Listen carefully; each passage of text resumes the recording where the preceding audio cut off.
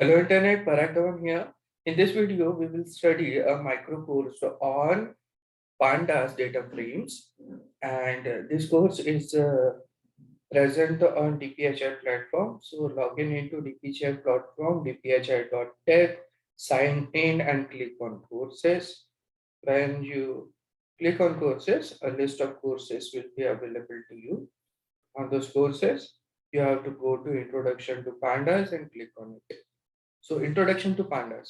Here we will learn pandas, which is one of the most widely used data analysis tool by data scientists. This course is contributed and instructed by instructor Manish Kumar.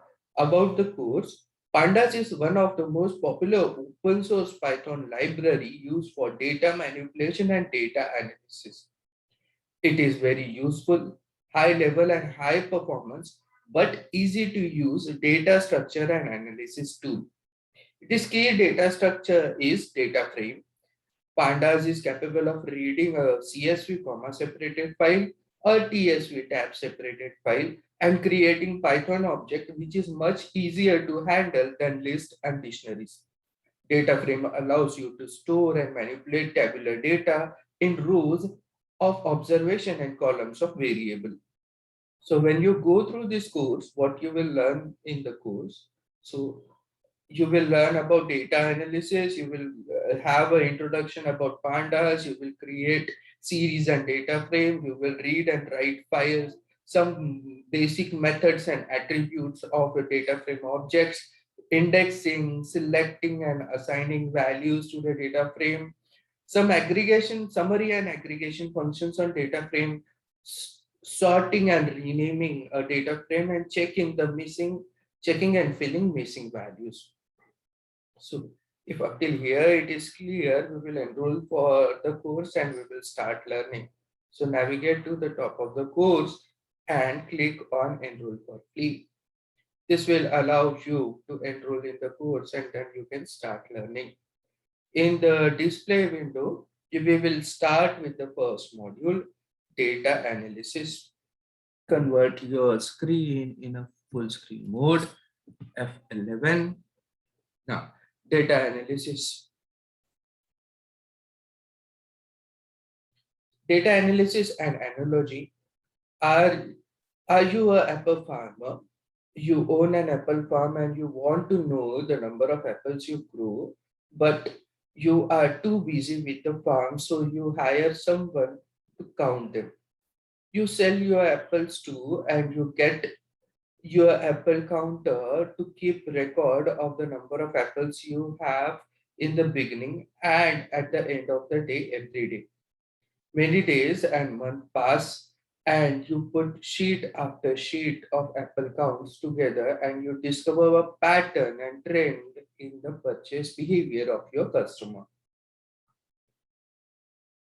The trend and the pattern help you to realize that during the colder seasons, your output of apples are the same but people buy less than during the summer. You then set out to dig deeper into this trend and find the ways to keep sales of Apple consistent throughout the year, beating your competitors as at the game and becoming an Apple farm tycoon. Data analysis and analogy. Apple are your data, tracking them is important, analysis is the key. For starters, you will know if your supply of apples matches the market demand as well as the consistency of the ratio of demand to the supply throughout the year, pegging the price to each apple and drawing the cost down gives you your profit. When you have enough data, you will find trend and pattern in your production. This trend can help you to understand your own organization better, help you to reduce inefficiency throughout, therefore reducing cost. What is data analysis? An apple farmer, you collected the count of apple in the beginning of the day and at the end of the day in the organized fashion in the sheet. At the end, you got some insightful information, that is trends and patterns in the cell of apple from the data. This is called as data analysis. So collecting all the word about data analysis is a method of collecting and organizing the data, and if required, manipulating the data so that one can derive some useful information from the data. Data analysis and pandas. Pandas is a tool in Python that helps you to collect or read the data from the files, organize it in tabular format, manipulate and clean the data if required to derive the insightful information from the data.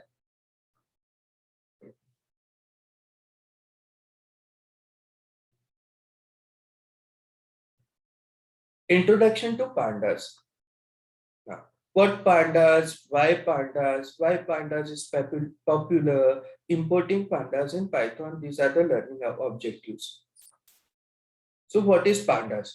Officially stands for Python Data Analysis Library. It is open source Python library. It is a tool used by data scientists to read the data, write the data, manipulate the data, and analyze the data. Read, write, manipulate, and analyze. Why pandas? It helps you to explore and manipulate data in an efficient manner. It helps you to analyze large volume of data with ease. When you say large volume, it is in millions of rows or records. Why Panda is so popular? Easy to read and learn, extremely fast and powerful, integrates well with other visualization libraries. Importing pandas. Anytime you want to use a library in Python, your first priority should be make it accessible. You can import or load pandas in Notebook or any other Python IDE in two different ways. First, you can write a statement import pandas, or you can write a statement import pandas as PD. Just as we use NP shorthand for NumPy, we will be using PD shorthand for pandas. It simply serves as an alias and it is easier to use PD instead of writing full name for pandas while coding. We will use import pandas and give it the alias PD.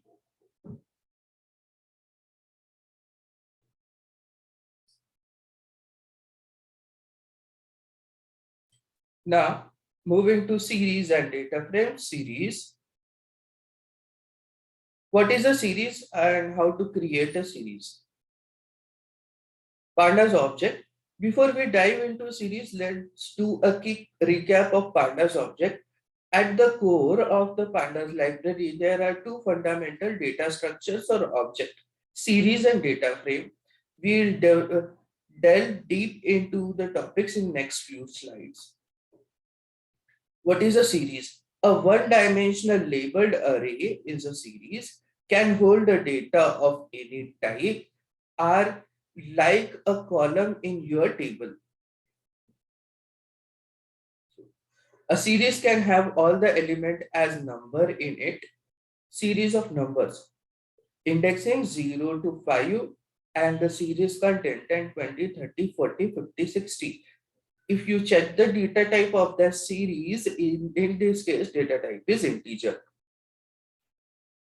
A series can have all the element as string in it. So series of string, indexing, it is a labeled array. So labels are 0, 1, 2, 3, 4. DPHI is a data science learning platform or the content, and data type is a object. A series can have its element as both numbers and string, but the data type of the series is always object in that case. So you have an example of series which is having a label 0, 1, 2, 3, 4, 5. First is a string, second is an integer, third is a string, fourth is an integer, fifth is a string, sixth is an integer, and data type of this series is the object. Series is like list in Python, which can take any type of values like integers, string, float, or decimal values, etc. All the items in the series are labeled with indices. So when you see 0, 1, 2, 3, 4, 5 on the left hand side, they contribute to the indexes of the series. By default, indexing starts from zeros in series. Do you remember that the index that we understand and the index that Python understand from the course Introduction to NumPy? Here, index we understand starts from 1, but index in Python starts from 0. Example of it again, same revising it, that you have an array which is a two-dimensional array containing 2 rows and 3 columns. So indexing in Python will be first index of 0th row, second index of 1th row, first column 0th column, second column 1, third column will be 2. Create a series. So when you start coding, the first statement you will write is import pandas as PD. So you can use a pandas library using alias PD. So creating a series using list of elements. So L is a list containing elements 1, 1, 2, 3, 5, 8, 13. So if you want to create a series from it, so you have to call pandas library series function where S is capital. Therefore, when you when you see PD dot series in opening and closing parenthesis L, you are creating a series which will be a indexed array containing elements 1, 1, 2, 3, 5, 8, 13. Data type of this series is integer 64 if it is a 64-bit machine. If it was a 32-bit machine, then in that case, data type will be int32. You can also see default indexing of this series start from 0. Okay. Now, you can create your own series using dictionary. Now, dictionary is collection of key value pairs. Now, when you use a dictionary to create a series, the keys of the dictionary will act as indices, and these are the keys. 1, 2, 3, 4, 5, 6 will act as index of the series, and 1, 2, 3, 4, 5, 6, 7 will act as a elements of the series. So when you create pd.series from dictionary which is stored in a variable L, you are creating a series which is having element 1 to 7 whose indices are string 1, 2, 3, 4, 5, 6, 7. Data type, when you check the data type of the series created, it is integer 64. So dictionary contains key value pairs, and if you create a series from the dictionary, then keys of the dictionary will act as index and values of the dictionary will act as values of the pandas series.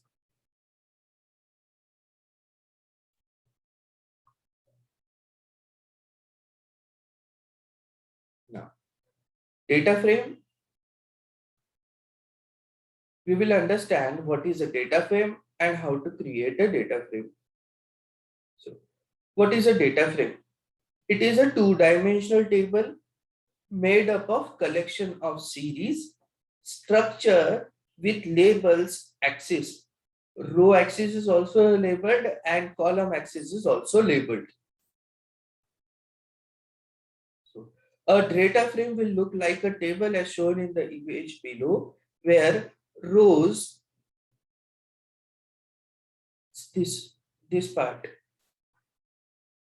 the first entry horizontally will act as a row of the data frame.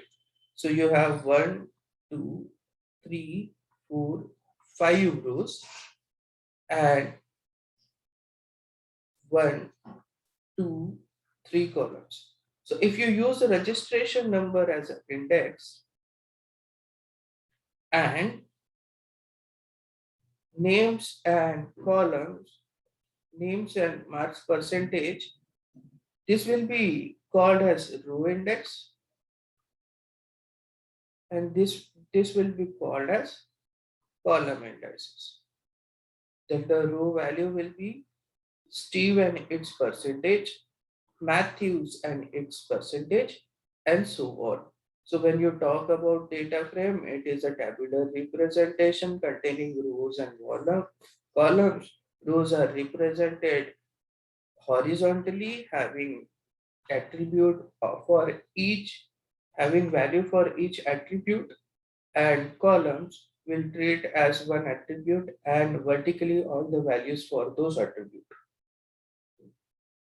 Moving to the next part, here you can create a data frame using Pandas library data frame function. So you have a data which is a list of list. Each list contain a value 1000 Steve and percentage.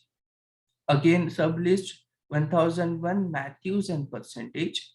Again a sublist 1002 Joes and percentage.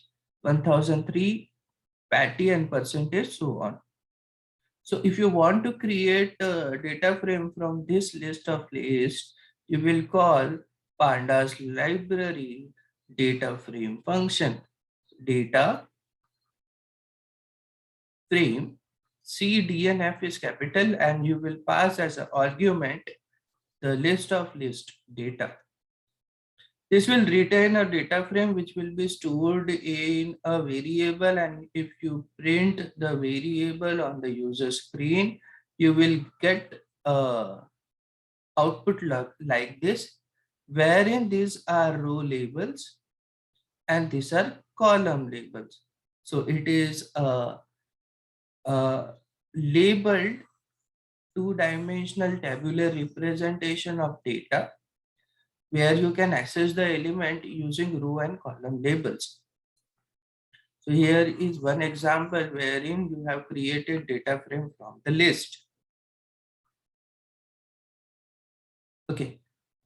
You can give another indices or another name to the row index and column index. Syntax is you have the same list of lists. From that list of lists, you want to create a data frame. So you will call pd.dataFrame function. You will call pass data as a sublist. Instead of the row name starting from index 0, you have given index is equal to inside a list argument 1, 2, 3, 4. So this will act as indexes of the data frame which will be created, means the labels for rows. If columns is equal to REGD number, name, marks are passed inside the list, this will act as label for columns. So if you want to create a data frame PD dot data frame, you will call this data frame function. You will pass the list from which data frame is to be created. So you want different column names instead of 0, 1, 2. Then you will pass a keyword argument. Columns is equal to inside opening and closing square bracket, you will pass the name inside single quotes. Column 1 name, comma, column 2 name, comma, so on. Comma, your function has not ended. You are giving rows to the names to the rows indexes also, which can be given as a keyword argument. Index is equal to inside an opening and closing square bracket. You are passing indexes as 1, 2, 3, 4. Then you are closing the function. This will create a data frame that can be stored in a variable and then it can be printed on the user screen.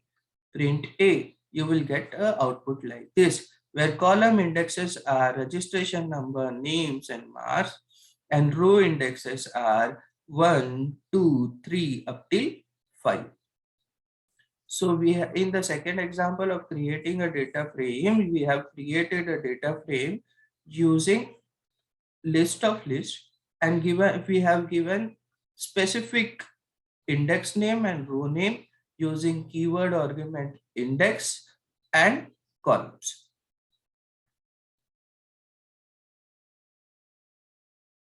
You can create a data frame using a dictionary. So dictionary is a collection of key value pairs. In this case, you have an input data dictionary which contains key registration number and respective values: 100, 1000, 1001, 1002, 1003, 1004.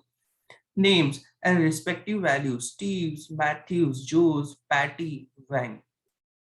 Marks percentage in a list respective values. This act as key value pair. And when you create a data frame from this key value pairs, your keys will be used as column index and values will be used as entries inside the respective column. So this will act as a series of registration number. This will act as a series of names. This will act as a series of marks percentage. And the index label by default they start with 0. So resultant data frame after calling pd.dataframe function on a dictionary will use keys as a column index, column names, and values as the entry inside those columns.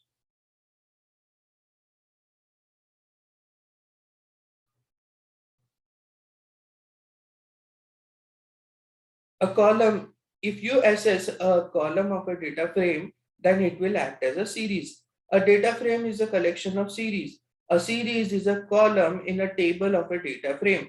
So when you talk about registration number, that column will act as a series. When you assess name, name column will act as a series. So there are three series in given data frame: registration number, names, and marks percentage.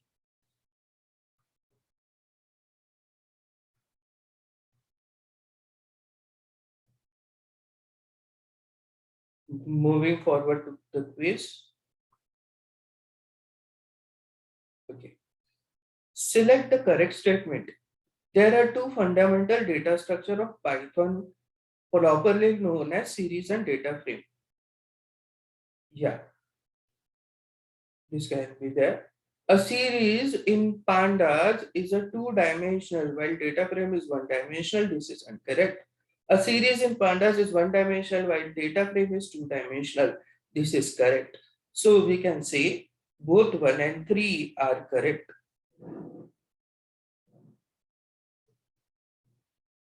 Select all the correct statement. You can create your own series using list of objects. Yes. pd.series and pass inside it the list of objects.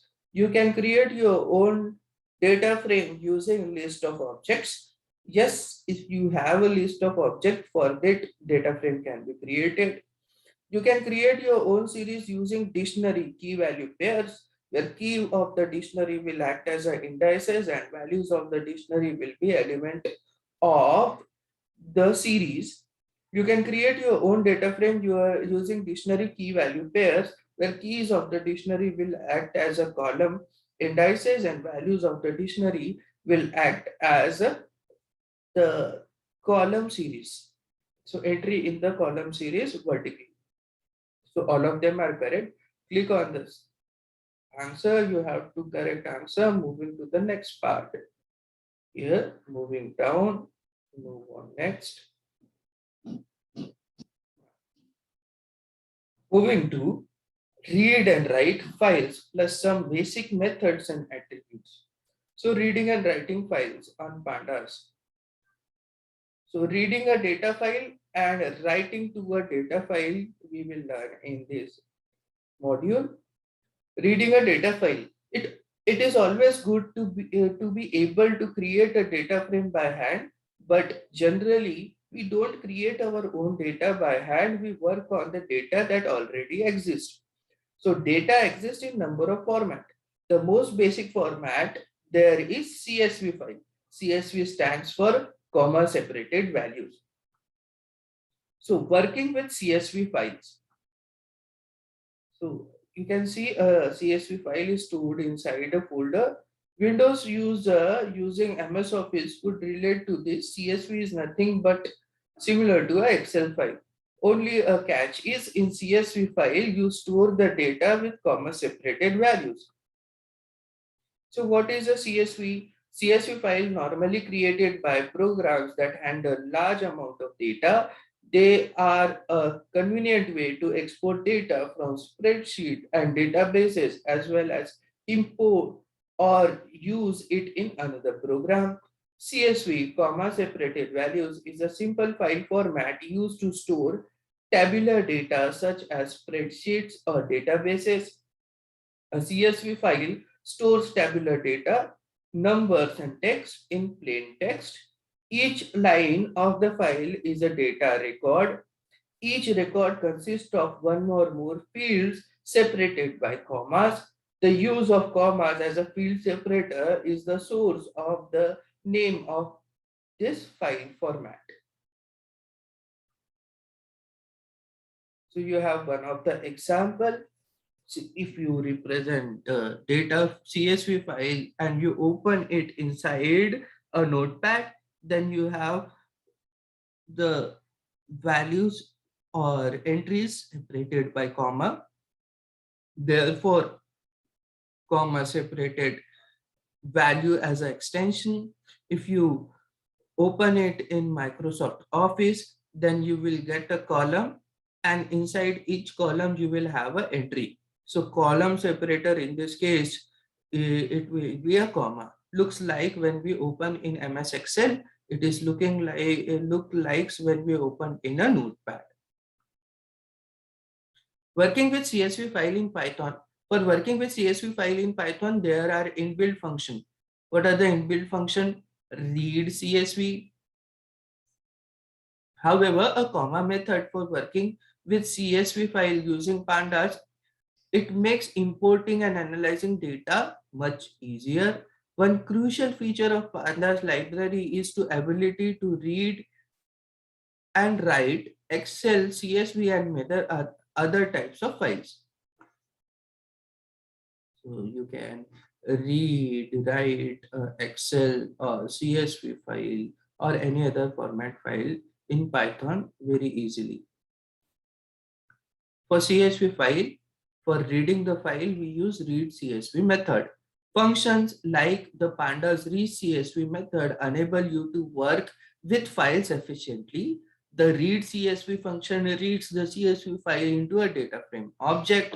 A CSV file is similar to a two-dimensional table, and the data frame object represents the two-dimensional tabular view. So when you read it using read CSV, you store it in a data frame so that it can be viewed as a table. Implementing it, so you have to give first a statement, import pandas and give it a alias PD. So import pandas as PD.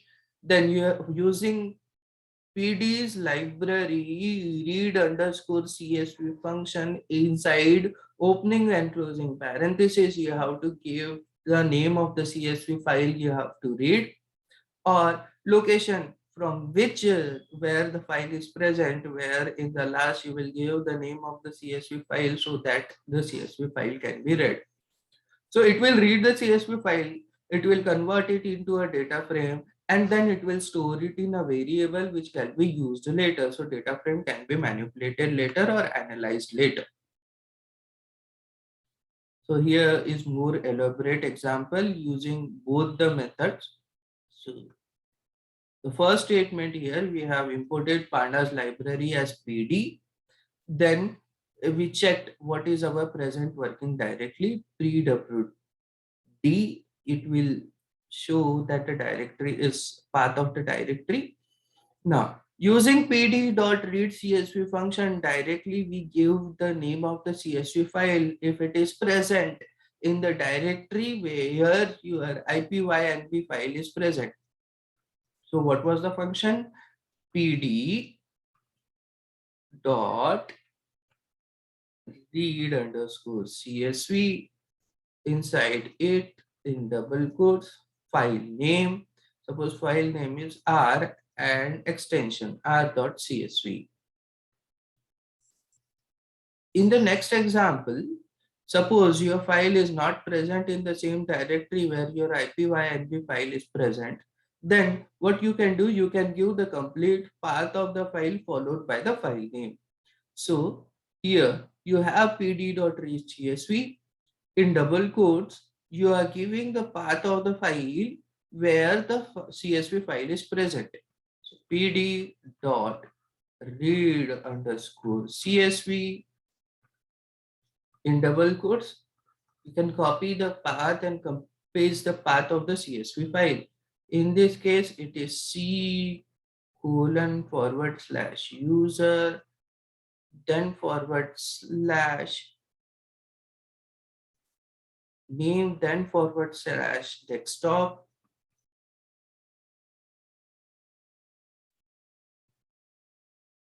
then / name of the CSV file, test1.csv. So either if it is present in the same folder where your ipynb file is present, then you can give directly the name. If it is present in the different folder, then pd.readcsv requires the complete path of the file to read the file and convert it into a data frame and stored in data frame variable, which can be manipulated later. So pandas read CSV function. There are many other things one can do through this function only to change the return object completely. For instance, one can read CSV file not only locally, but for a URL through read CSV, one can choose what columns needed to export so that we don't have to edit the array later. This modification can be done by various arguments it takes. We don't need to memorize all the arguments though. Let's have a look at a few important ones in the next two slides. Here in the example, the easier way to write data frame to a CSV file is using pandas toCSV function. So this is name of the data frame. Using toCSV function, we are storing that data frame as file name.csv in the current folder. In the second example, if you want the indices, column indices and row indices should not be present, then df.toCSV function, we are storing file name.csv, storing the data frame as file name.csv.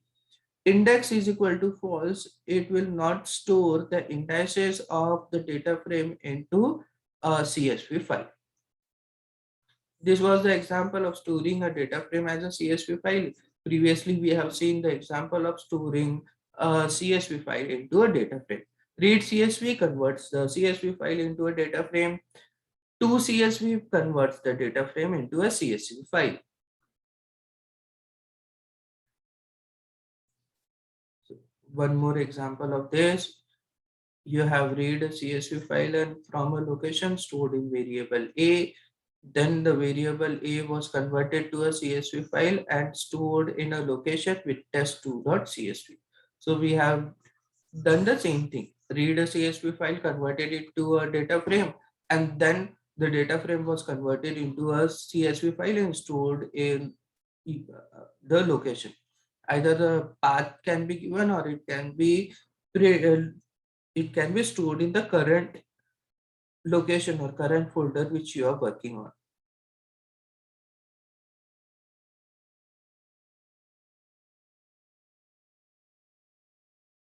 Basic methods and attributes of a data frame. About the data set, so you have a data set. This exam scores. This data set contains marks scored by different students in an examination and their background information. The data set can be found on the particular link. So read the dataset. So far we have learned how to read a CSV file using read CSV function. Read CSV function is of pandas library. So the first task is always to import or load the library. So first statement is import pandas as pd. Now to read the CSV file, you read underscore CSV function from pandas library. So you will download the file, you will store it in a folder where your IPYNB file is present, and then you will run pd.read underscore CSV in opening and closing parentheses. You will give the name of the file will be read and it will be stored as a data frame. Name of the data frame, in this case, we are using exam underscore scores. The CSV file exam scores is located in the current working directory. Therefore, it can be directly read and stored in a variable exam underscore scores. Methods and attributes of a data frame. Shape method. Shape attribute. It will help you to know what is the shape of your data frame. That is the number of rows and number of columns of your data frame. So here data frame was exam scores. So exam scores dot shape will give the number of rows. So it contains 1000 rows and comma separated by number of columns. How much column it contains? It contains 8 columns. So after we have loaded the data, we can check the shape of the data frame using the shape attribute. Exam scores dot shape, it has 100 rows and 8 columns. So our data frame has 1000 rows and 8 columns. From here, we can say that our data frame has 8000 entries. Head method. It will help you to see the first 5 observations of your data frame. You can get some idea about the content of your data frame. So head method is executed as data frame name. In this case, our data frame is exam scores. So exam scores dot head will give you the first 5 rows of the exam score data frame. Here in example, you can see we have 0 to 4 as indices and attributes are 8. So first 5 rows of the data frame are printed using head method. Syntax was data frame dot method name, which is head. We can see the first 5 observation of the data set in the above table. Tail method. This method is similar to the head method, but instead of first 5, it will give you the last 5 observation of your data set. So syntax is data set name, data frame name dot tail method. So data frame name and tail method will give you the last 5 rows of your data frame. So difference is data frame name dot the method name. You can see the indices. What are the indices? 995, 996, 997, 998 and 999. Last 5 rows of your data frame. We can see the last 5 observation of the data set in the above table. Head and tail. So you can have an arbitrary number as an argument in head and tail method to see arbitrary number of rows.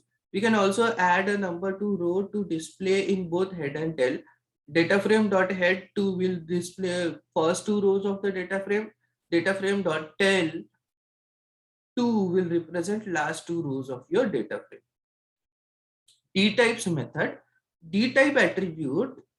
D-types is an attribute. It is not a method. So it will not have opening and closing parentheses in front of it. It will help you to know about the data type of each column. To know the data type associated with each column, we can use D-type attribute. So data frame name dot D types will give you the data type of each column or series of data frames. So gender is a string, therefore object. Race, ethnicity is a string, therefore object. Parental level of execution is an object. Lunch is object. Test preparation score is an object. Math score, reading score, writing score are integer, integer and integer. We can observe here that the column gender, race, ethnicity, parental level, education, lunch and test preparation score are data type object. math score, reading score, writing score are data type integer 64. Info method, important method, info method. This method will return you a concise summary about your data frame. So data frame name dot info method will show that it contains 1000 entries from 0 to 999. So 1000 entries, all the entries are non-null, and type of each column of the data frame, object, object, object, object, integer, integer, integer.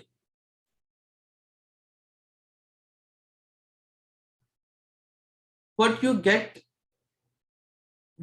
using an info method. So here in detailed description, first, total number of observation or records and index range. So here I have 1000 observation and index range is 0 to 999. Number of entries that are not null in the respective column of the data type. So how many entries are there? 1000, all are not null. You also get the data type.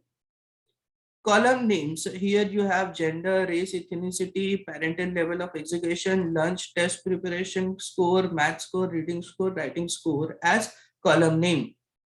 Then number of columns of each data type present in the data frame. So integer columns are 4, object columns are 5.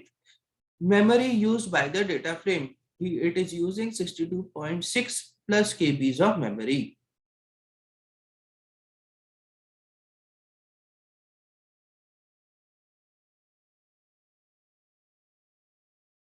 So we will solve some of the questionnaires which are present. Exercise hands-on.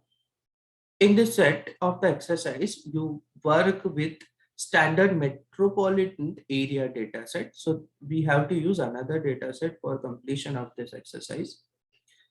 The above link is a raw data GitHub link. This is a GitHub link which we have to use. Open your notebook and answer the following questions. So let's do that. Escape the full screen mode.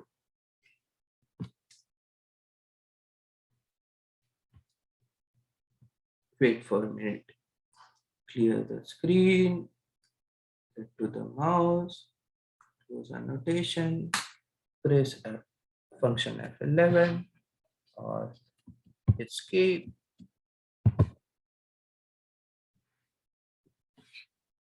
Then open Jupyter Notebook.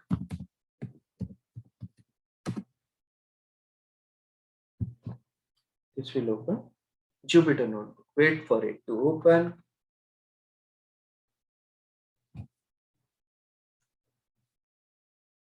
Inside the Jupyter Notebook, create a new Python file. After opening the Python file, we'll move to get the link of data frame. So here, click on the link, open in a new tab.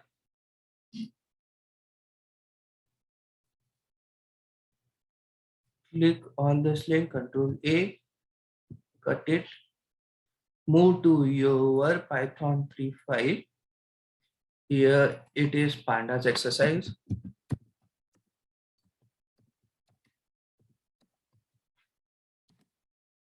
First, we will import required libraries. Importing libraries. This will act as a command.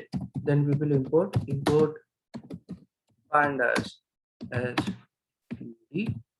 So we will use pandas library, import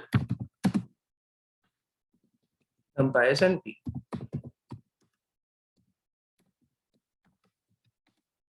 We have imported pandas and numpy. Click on the cell and run the cell, press shift enter, libraries are imported. We will store our data which is read in data variable, and we will use panda pd dot read underscore CSV function. Inside the CSV function in double quotes, we will pass the link of the data set. So data set is read. It is CSV file stored in data frame variable data. So we can now proceed with the solution of our question. So moving to questions.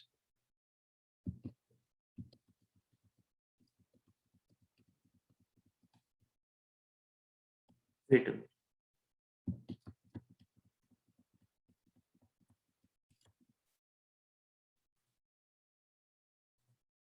Okay, here are our questions.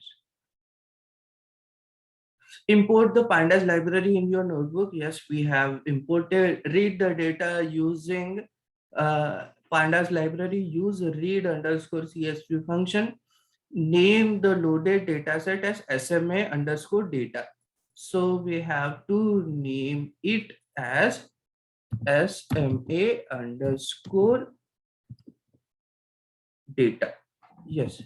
So click on the cell and run the cell again. And now this data frame is read as SMA underscore data. Standard metropolitan area data set. So variable name used was SMA underscore data. Now, SMA is a pandas data frame. What is the shape of the data frame?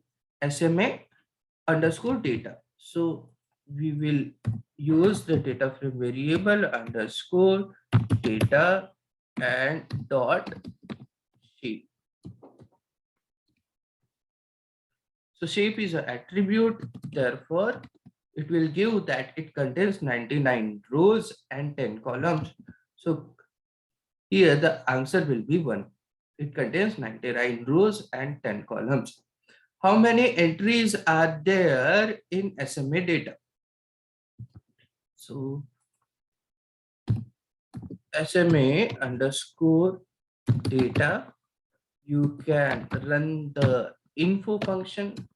After running the info function, how many entries are there? 99 entries. Going back to the question, and how many entries are there? 99 entries.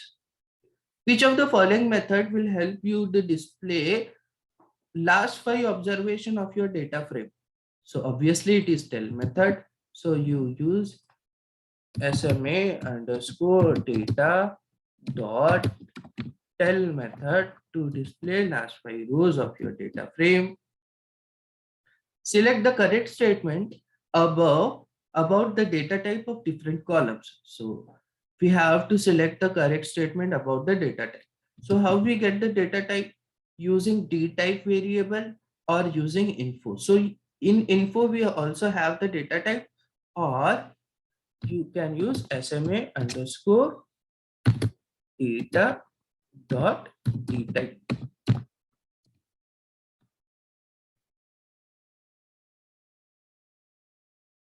which is a function.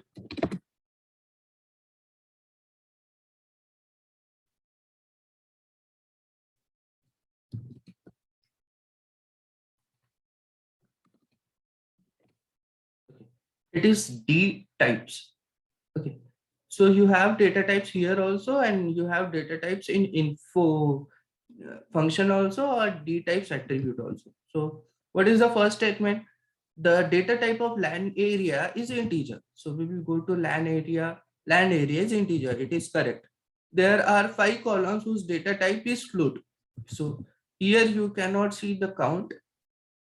In data type SMA underscore data dot info, when you go to data type, so you can see float 64.5 int 64.5. So there are 5 columns whose data type is float. Yes. There are 5 columns whose data type is integer. Yes. All the above statement are correct. So submit. You get a score 4 out of 4. Move to the next part. Now, use case of indexing, converting our screen to full screen and navigating to the course. Now we are on indexing, selecting and assigning values to the data frame. Use case of indexing and selecting and assigning. So one of the very first thing you should learn is selecting the relevant data quickly and efficiently from a data frame. This is a very big step, very basic step that is needed in almost any data operation that you will run. So real world use case, for example, say you are a data scientist at Amazon. During the time of new year, your supervisor asks you to give a discount of 50% for all the electronics items available at Amazon. You will never want to go to each electronic item and assign a discount of 50% to each of them. This would be a lot of time consuming task. Instead, you would want to select all the items that falls under the category electronics and then give all the items a discount 50% at one go. So easy, right? This is where all you need indexing and selecting and assigning data in a data frame.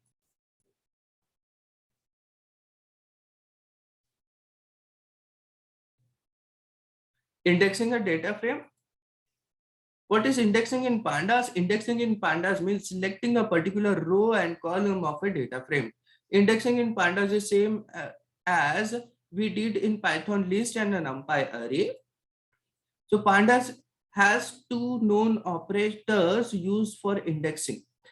These are two different methods for indexing in pandas. Important: lock, label based selection, LOC, lock, label based selection; ILOC, index based selection. In ILOC, you will select by numbers. In LOC, you will select by names. Index based selection. Index based selection is select the data based on its numeric position in the data frame. ILOC is used for selecting data based on numerical positions. The syntax of using ILOC operator is data frame name dot ILOC. In front of it, you have opening and closing square brace, where DF is the data frame name. You can pass the numerical position of the rows and columns to select in the square bracket. Do you remember indexing in NumPy arrays? If not, don't worry, we will soon see the implementation on a data set. So we are using index-based selection. What we are doing, we are importing examscore.csv file. So for that, we have first statement, import pandas as PD for using pandas library. pd.read.csv, we have read a CSV file, store it into a data frame exam_score, and then we print the head. Head means first 5 rows of the data frame that is printed on the user screen. Selection based on numerical position using operator ILOC.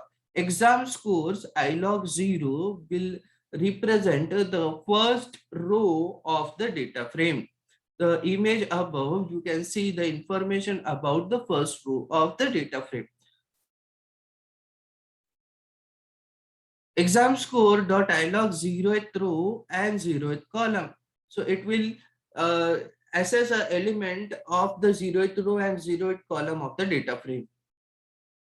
Exam score.ilog 0:5, 0:5 means the first 4 rows, 0th row, first row, second row, third row, fourth row, and which column we want? We want the fourth column of our data frame. So understanding this in more detail, annotating it. Here you have ILOC method, data frame dot ILOC. What you are using? You are using slicing 0 to 5, 4. This index is for rows. When you unfold it, it is 0, 1, 2, 3, 4, last index -1. So rows will be 0, 1, 2, 3, 4. And what is the column index? Is a single column index. So for the fourth column, you will get the element at index 0, index 1, index 2, index 3, index 4. Index 0 is null, index 1 is completed, index 2 is none, index 4 is none, index 5 is, index 4 is none.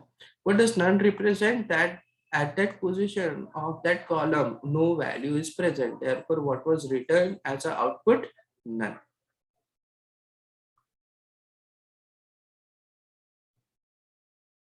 iLog method, when you use exam scores.iLog in opening and closing square bracket colon comma colon, this will represent you want all the rows and all the columns of the data frame. So what you are doing, data frame dot ilog, what ilog represent, indexing will be done, the assessing of the data frame rows and columns will be done by indexes, and inside colon you give nothing. This will treat as all the rows of the data frame starting from the 0th row to the last row. Colon, this is for column index, so this will represent all the columns in the data frame. Means when you are doing this, you are indexing the accessing the complete data frame. So you can read, if you don't provide any index before and after colon in indexing, means it will select all of the items. So in this particular case, it will return all the rows and columns.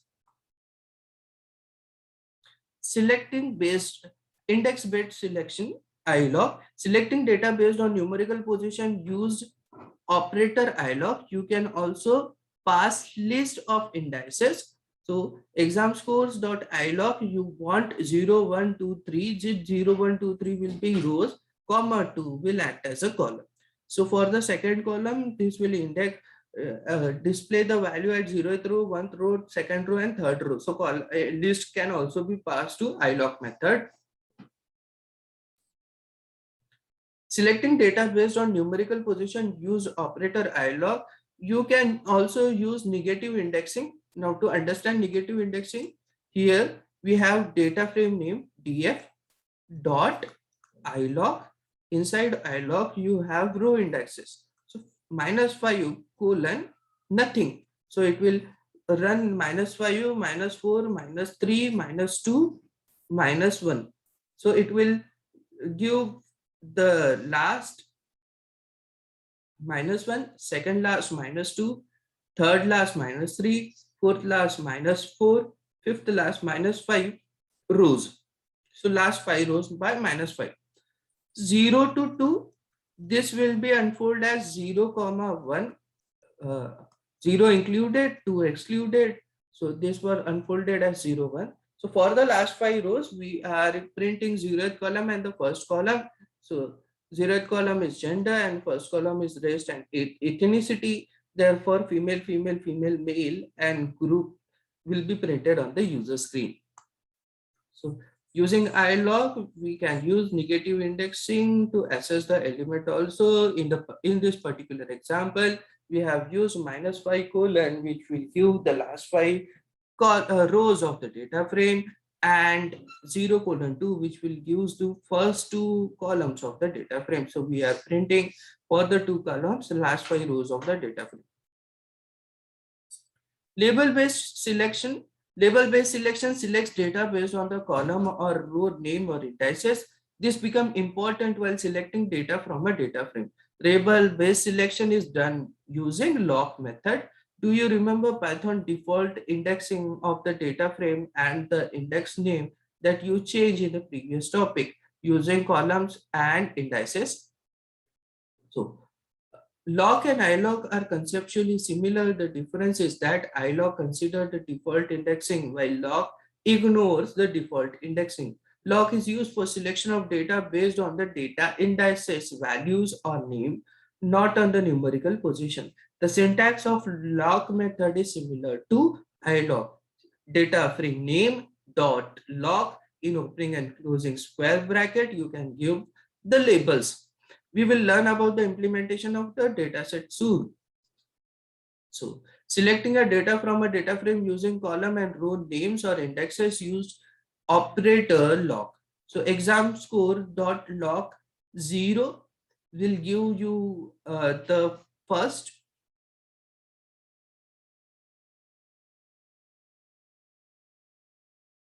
Okay, move to the previous slide, use annotation. Here, how many rows we want? 0th row. And which column we want? Race oblique ethnicity. Race oblique ethnicity, which is the label. So 0 is the label and race and ethnicity is the label of the row and column. So for 0th row and race and ethnicity column, we have the output group B. Now, again, for the data frame exam score underscore scores, we are calling the lock method and we are running for 0th label to the 5th label. So it will info. Now, in this case, you are using labeling. So you have 0, 1, 2, 3, 4, 5. 5 is also included. So it will run from 0 to 5 and a comma separated by what are the column labels? You want gender, lunch, math score. So columns are gender, lunch, math score. So for 0 to 5, male, female, male, female, male, female, lunch and maths percentage were printed on the user screen.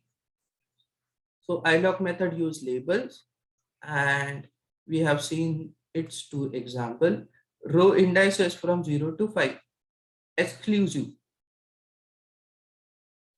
There are the list of columns to be selected. We can select the data from particular column or row using the name of the indices.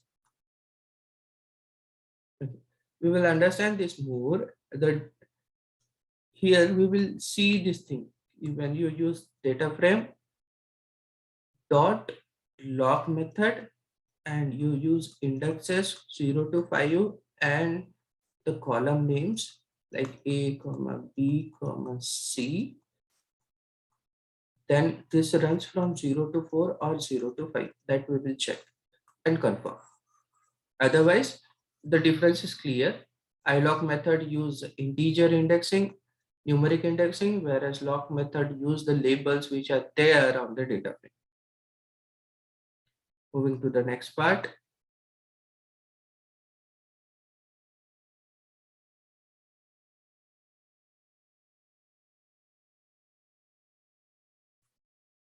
So after indexing,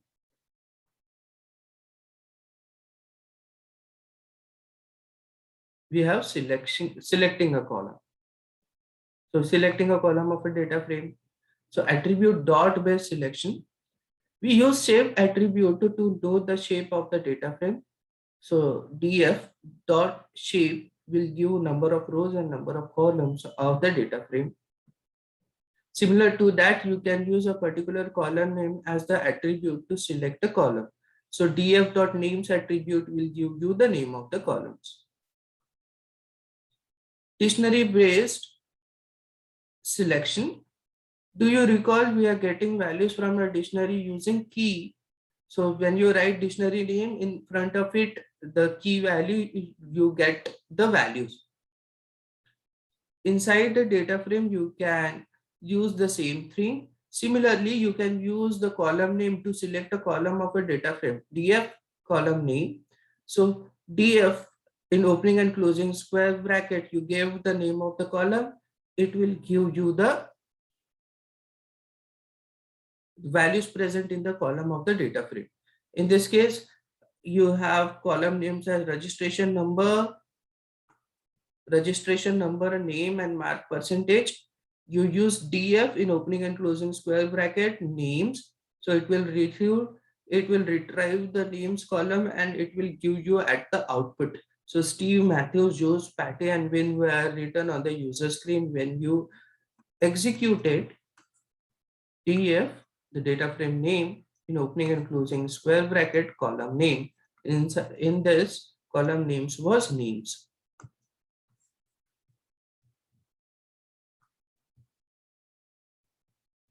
Selecting multiple columns. While selecting multiple columns, we use double square bracket.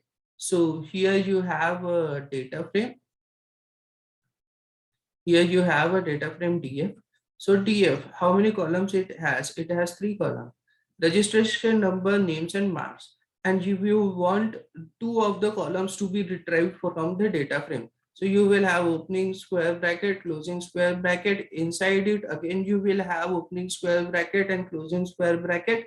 And you have the names of the columns you require. So we require names. So therefore names will be the first name you will supply. And second, you want marks percentage. Therefore, marks percentage will be the name of the second column you will supply to get the multiple columns as an output inside the data frame. So when you want to retrieve multiple columns, you have to use double square bracket. One example.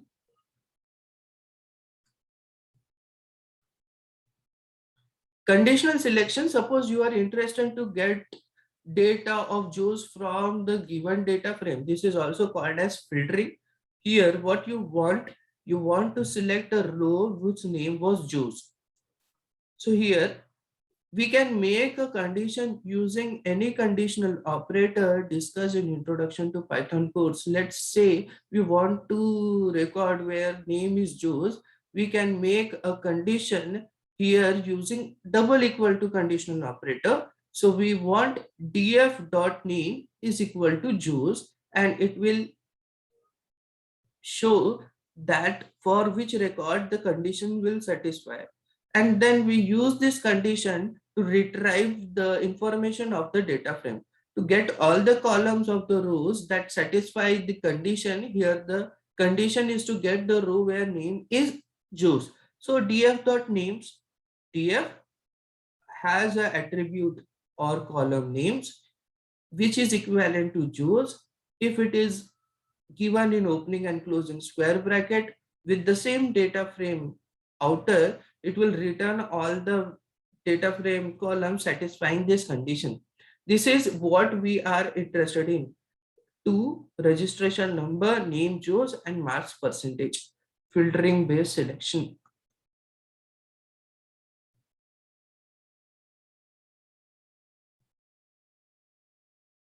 Assigning a data, now you are putting a value inside the data frame.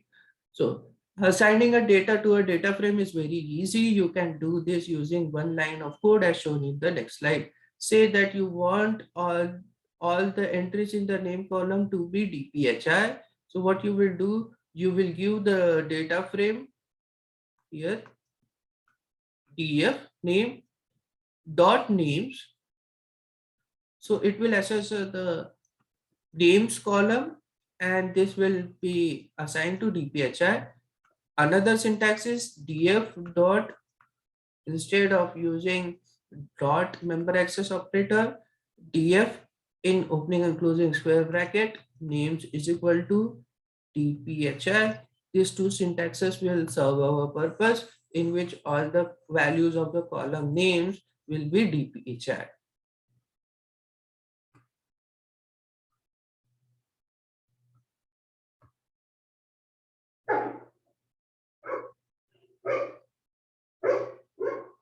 Now, moving to the question here, hands-on.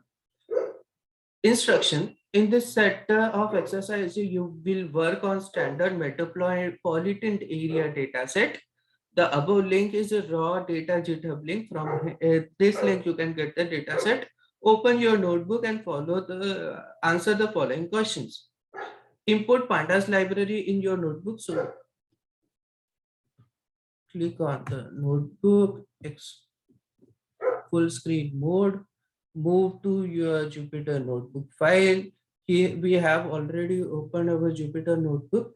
Here we have imported pandas as PD in the first cell. We have read a standard metropolitan data set using pd.readcsv function, and it is present in a variable SMA underscore data. So to read the data set from GitHub link given below, instead of read CSV, inside read CSV function. So we did this pd.read.csv in opening and closing parentheses. We pass the link and we have SMA underscore data. We can do it again. Copy this much part of the file, move to your Jupyter notebook and paste it and run the cell.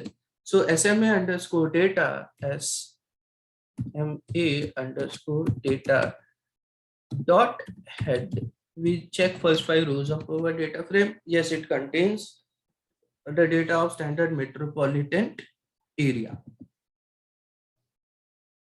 Now, first question, use the index-based selection technique to select 10 observation of the data frame SMA data.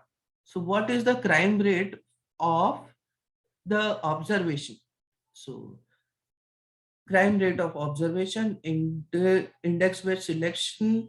So when you want index-based selection, SMA underscore data, you know that you have to use ilog function, and ilog function for which column? It is 10th observation of the data frame, crime rate. So land area 0, percentage city 1, percentage senior 2, physician 3, hospital bed 4, graduation 5, workforce 6, income 7, region 8. So crime rate will be 9. We will select 9. Okay. Remember, indexing in Python starts for 0, so you have to select nth observation. You get the observation as index n minus 1. So you want the 10th observation. So you will select the 9th row, comma 9th column. So when you select 9th row and 9th column, you will get the 10th observation, which is 55.3. We can cross check it. You can use SMA underscore data and head function. You will print first 10 entries of the data. So this is 10th observation. For 10th observation, for the crime rate is 55.30. So moving back and clicking on 55.30. Select the physician column, get the last value of physician column. So physician column we have to select.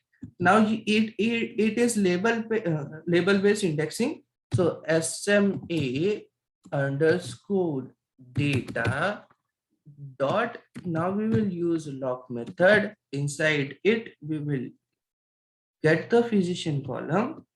So the physician column will be starting with opening here. You have to use name of the column. So first index is of rows and second index is of column. So the first index will be the label of the row. So label of the row here, if we run the tail function, last 10 entries. So what is the last entry? 98. So here row index will be 98 and the column index inside the square bracket. So you have to give the column index inside the square bracket. When you run this, you get physician with the value 140. So physician value for the last is 140. So physician for the last entry is 140. So you can run SMA underscore data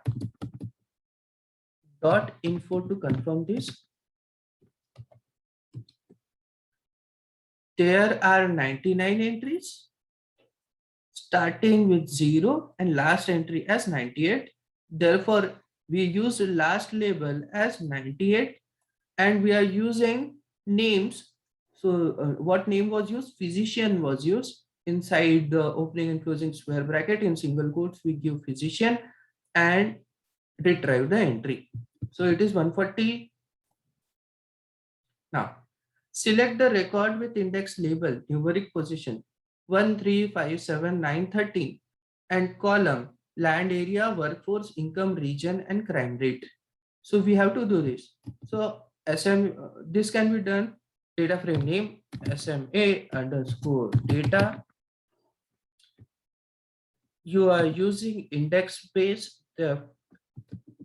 numeric positions. Therefore, iLog in square bracket. Now you want indexes as a list. So inside it for rows, you have 1, 3, 5, 7, 9, 13. This was asked for rows, and for columns, you had land area, workforce, income region, and crime rate. So you are using this as labels. So you can convert it into labels and use it. So this is list, second is labels. So inside the square bracket, again a square bracket where you pass the list of labels.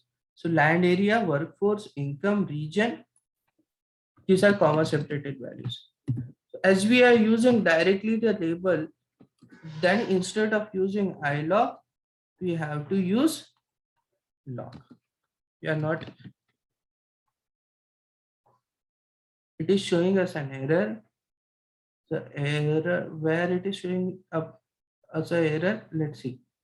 In the last, here you have to end crime rate by single quote. So you get this value at the output. What are the values? Land area, workforce, income, region, crime rate for 1, 3, 5, 7, 9, 30. Okay.